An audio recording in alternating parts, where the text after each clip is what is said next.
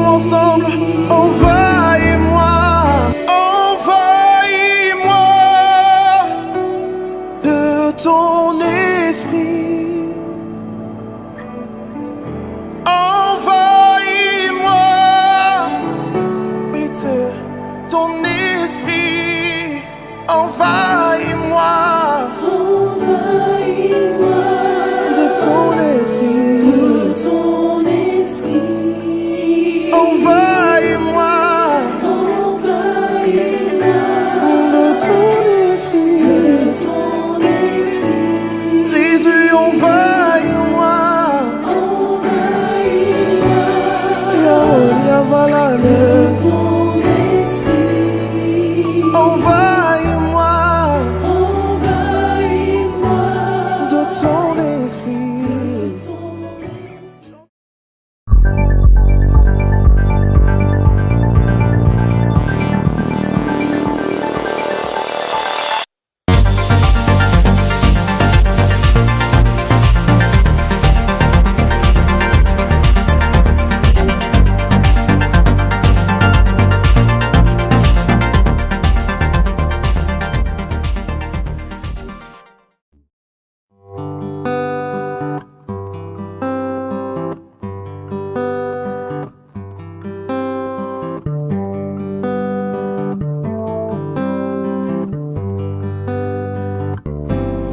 The Lord, my rock, in Him I hide, my shelter in the time of storm.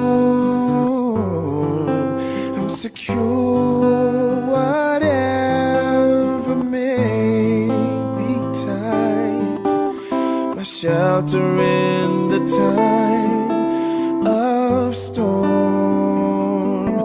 Mighty rock in a weary land, you're my cooling shade on the burning sand, faithful guide.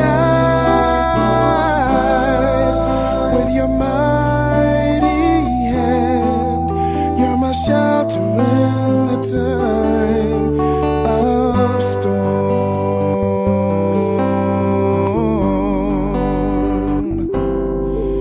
You're my shade by day, defense by night, a shelter in the time of storm. For you have put all my enemies to flight, my shelter in the time of storm. Mighty rock in a weary land, cooling shade on the burning sand, faithful guide.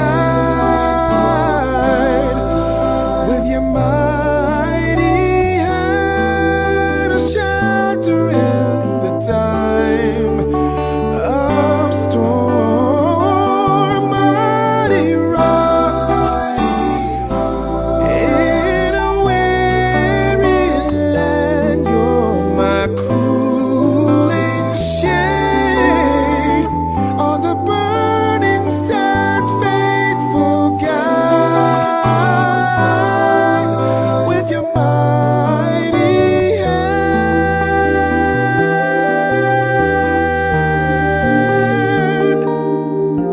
my shelter in the time of storm. My shelter, strong tower, that's what you are, that's what you are. My healer, deliverer, that's what you are, that's what you are. Provider, reviver, that's what you are, that's what you are. You're my shelter in the time of storm.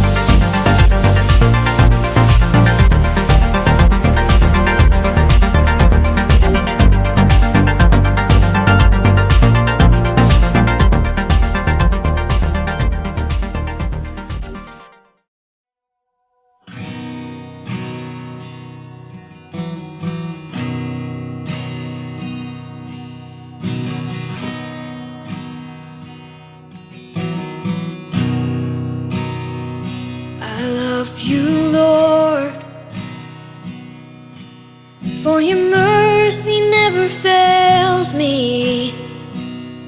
All my days I've been held in your hand. From the moment that I wake up till I lay my head, I will sing of the goodness of God. 'Cause all my life you have been faithful, and all my life you have been so good. With every breath that I am able, I will sing of the goodness of God. I love your voice. You have led me through the fire in the darkest nights. You are close like no other. I've known you as a father, I've known you as a friend. I have lived in the goodness of God, yeah.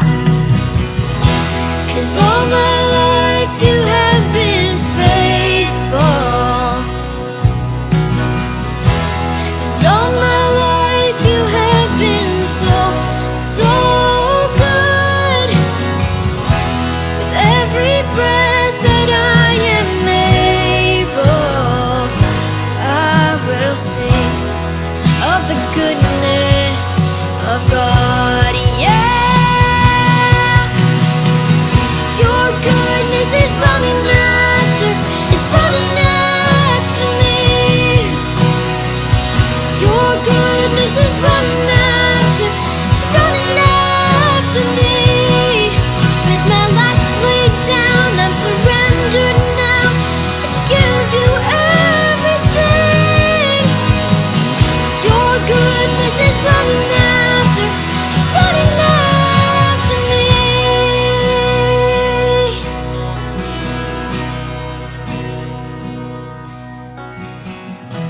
'Cause all my life you have been faithful, and all my life you have been so good. With every breath that I am able, I'm gonna sing of the goodness of God. I'm gonna sing, I'm gonna sing. 'Cause all my life you have been faithful. 'Cause all my life you have been so good, yeah. With every breath that I am able, I will sing of the goodness of God. I'm gonna sing of the goodness of God.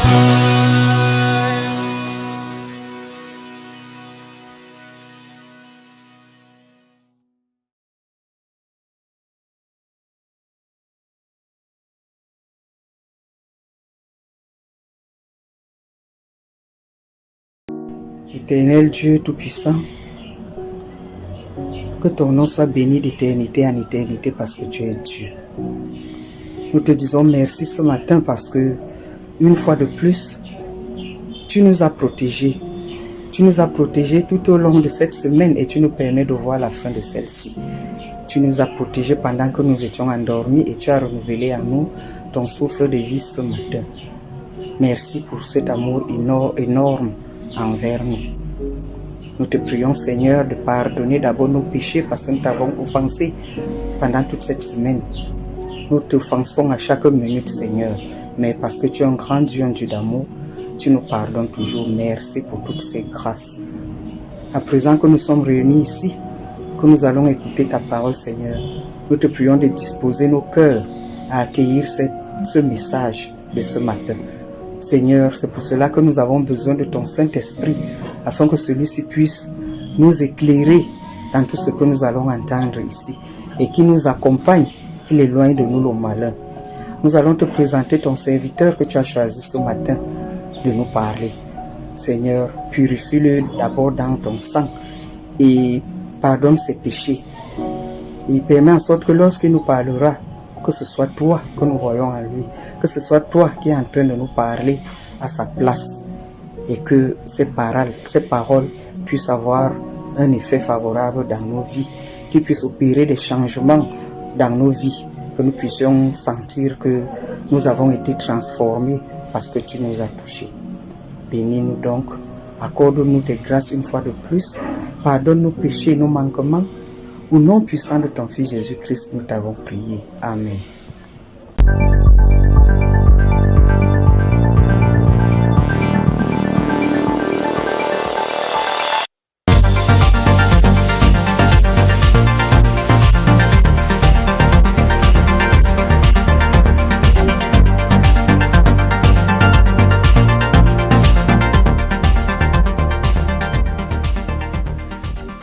Amis internautes, frères et sœurs dans le Seigneur, l'Éternel est grand et sa grandeur durera toujours. Il a fait le ciel, la terre, la mer et les sources d'eau. Il nous a fait à son image et selon sa ressemblance. Nous sommes ses créatures et nous lui appartenons. C'est pourquoi, lorsqu'une semaine généreuse comme celle que nous venons de terminer est arrivée à son extinction, nous lui devons adoration, louange et glorification. Ainsi donc, comme d'habitude, je vous accompagne dans une aventure spéciale où nous allons méditer sur le thème d'une réconciliation chauffée à blanc. Il y a eu beaucoup de réconciliations depuis que le monde existe.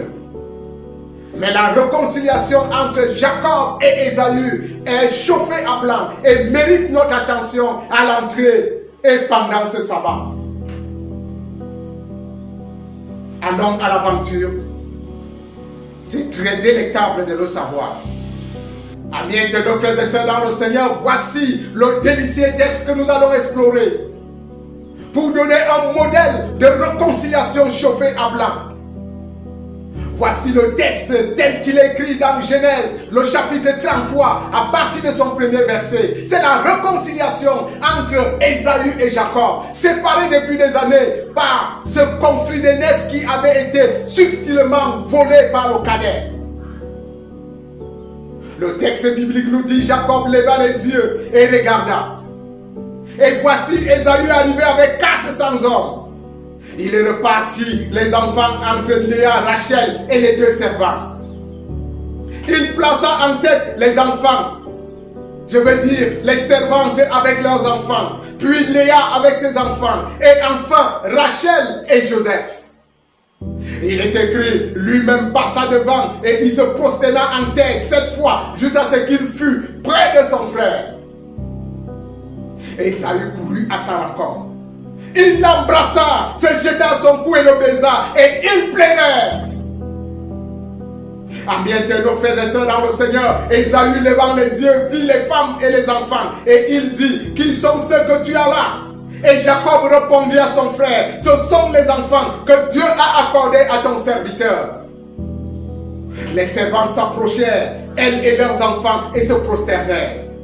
Léa et ses enfants s'approchèrent aussi et se prosternèrent. Ensuite, Joseph et Rachel s'approchèrent et se prosternèrent. Ésaü dit: à quoi destines-tu tout ce camp que j'ai rencontré? Et Jacob répondit: à trouver grâce aux yeux de mon Seigneur. Ésaü dit: je suis dans l'abondance, mon frère, garde ce qui est à toi. Et Jacob répondit: non, je te prie, si j'ai trouvé grâce à tes yeux, accepte de ma main mon présent, car c'est pour cela que j'ai regardé ta face comme on regarde la face de Dieu, et tu m'as accueilli favorablement. Il est écrit: accepte de mon présent qui t'a été offert. puisque Dieu m'a comblé de grâce et que je ne manque de rien. Jacob insista auprès de lui et Ésaü accepta. Et la réconciliation fut éclatante. Et la réconciliation prit corps. Et la mayonnaise prit également. Et les deux frères discutaient, échangèrent leurs expériences pendant de longues heures. Nous sommes dans la réconciliation chauffée à blanc. Et ce texte est tiré pour nous comme un modèle. Quels que soient les gigantesques conflits qui peuvent s'élever en famille comme en société, si nous appliquons ce que Jacob et Ésaü ont mis sur les rails, nous aurons certainement un train qui arrive à destination concernant ce que nous appelons la réconciliation. Amis internautes, frères et sœurs dans le Seigneur, faut-il vous rappeler encore qu'il y a eu un gigantesque conflit entre Ésaü et Jacob concernant le droit d'aînesse. Rebecca avait subtilement tissé un scénario pour que le droit d'aînesse soit transmis à son fils bien-aimé Jacob. Et à cause d'un plat de lentilles, du retour d'une chasse, Ésaü céda son droit d'aînesse. Plus subtil encore fut la cérémonie de bénédiction qu'Isaac organisa, croyant qu'il bénissait Ésaü. Il était en train de bénir comme ça Jacob. Rebecca et son fils Jacob s'étaient joués d'Isaac et d'Ésaü dans cette affaire. Et lorsque la chose fut sue par Ésaü qu'il avait vendu son droit d'aînesse et qu'il ne pouvait plus être béni comme le fils héritier d'Isaac, il piqua une colère jupitérienne et décida de se venger comme Caïn l'avait fait à Abel. Caïn plutôt, lui, ne s'était pas vengé. Il avait immolé son frère par jalousie. Mais ici, Ésaü voulait immoler Jacob parce que celui-ci l'avait trahi par intelligence. La tension dans la famille était élevée, l'adrénaline était descendue dans tous les nerfs. Il fallait trouver une solution à ce problème. Et la solution idoine, c'était de demander à Jacob, c'est-à-dire Rebecca, de demander à Jacob de retourner dans sa famille pour un exil indéterminé.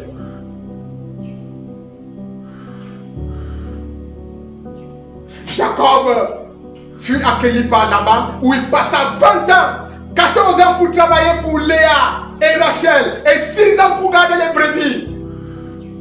Un Laban ingrat, un Laban égoïste s'est mis à traiter Jacob de la pire des manières. Et Jacob décida de retourner au bercail. Et pour retourner au bercail, il fallait à Jacob aplanir toutes les montagnes de haine, de difficultés et de souffrances qu'il avait créées dans la vie de son frère Ésaü. Il fallait passer par la négociation. Il fallait négocier avec Ésaü de peur qu'il n'arrive chez eux et soit tout de suite exterminé par les hommes de ces derniers. On note ici que Jacob a su s'humilier. Il a su être technicien dans la stratégie qui allait mener jusqu'à la réconciliation. Amis internautes, frères et sœurs dans le Seigneur, le beau, le vrai, l'intéressant est la manière dont arriva la réconciliation entre Jacob et Ésaü. C'est ce qui importe dans cette affaire. Les chaînes de la haine furent brisées. L'histoire qui les avait amenés à la séparation fut oubliée. Les deux frères firent table rase de leur passé. Les stimulateurs de la moralité, ces intelligences célestes se mêlèrent dans cette grosse affaire de réconciliation. Et dans chaque esprit, ils s'aimaient la graine du Saint-Esprit qui permet d'accepter l'autre comme il est et d'oublier les offenses de l'autre quand celui-là arrive à se repentir. Oui, si toutes les haines qui sont amoncelés dans les cœurs, si tous les conflits qui sont enterrés aujourd'hui et qui attendent simplement l'occasion pour que les haches soient déterrées, pouvaient être négociées de cette manière, pouvaient être remises entre les mains du Créateur de cette façon.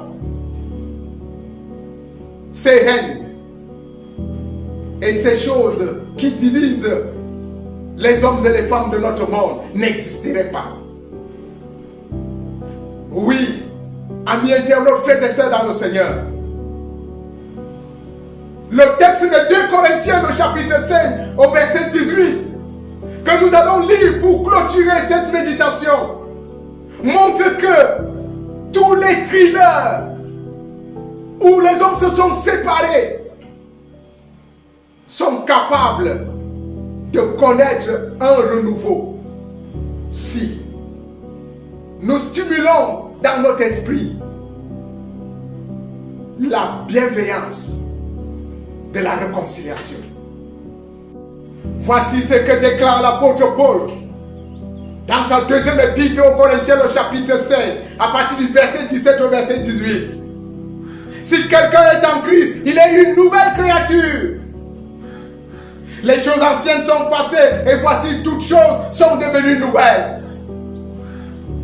Et tout cela vient de Dieu qui nous a réconciliés avec lui par Christ et qui nous a donné le ministère de la réconciliation.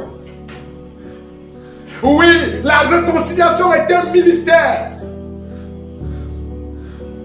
C'est un ministère à prendre au sérieux. Ils sont descendus dans des tombes par milliers avec des conflits où il n'y a jamais eu de réconciliation jusqu'à ce que mort arrive. Ils sont des millions qui ressusciteront au dernier jour pour répondre des affaires où ils n'ont pas pu exercer le ministère de la réconciliation. Un nouveau sabbat est devant nous, délicieux et suave. Adorons Dieu avec puissance et force. Et demandons-lui de faire descendre sur nous l'esprit qui nous permettra d'entrer dans les antichambres du ministère de la réconciliation et qu'on se réconcilie avec tous ceux qui étaient séparés de nous par des conflits. Que l'Éternel vous bénisse et qu'il vous garde. Shalom.